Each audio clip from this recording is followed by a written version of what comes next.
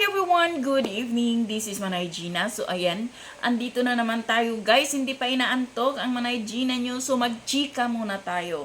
So guys, for today's video, pag-usapan natin si Ann Curtis. Kasi nga, nakita nyo naman kung gaano ka-viral ang ginawa ni Ann, yung kanyang fairy walk.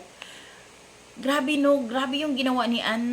Ngayon, ang daming gumaya, ang daming pumunta ng Sikihor, ang daming gumaya na walang nakakagaya sa ginawa ni Ann Curtis. Kung paano niya ginawa yun, siya lang talaga ang nakakaalam at siya lang talaga ang marunong gumawa. Diba? Grabe si Ann.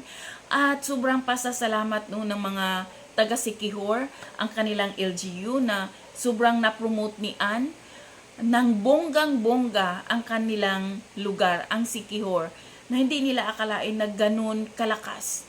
At ang bilis tumaas ng kanilang turismo. So nagpapasalamat talaga sila kay Ann ng bonggang-bongga.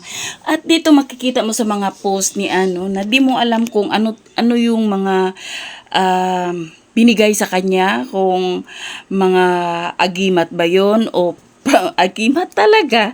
Product siguro ng Sikihor yun. At saka yung parang pinausukan siya. Tapos ang ganda no, alam mo yung kahoy na yun, balite, tawag namin yun balite, ewan ko lang sa Tagalog. So ang ganda talaga ng pagka-promote ni Ann, ang ganda ng mga kuha niya, no, sobrang, kaya siguro talaga hindi maubos-ubos yung pasasalamat ng mga taga Sikihor dahil sa ginawa ni Ann na pag-promote ng kanilang tourism. So yun lang guys, thank you for watching, bye, God bless everyone.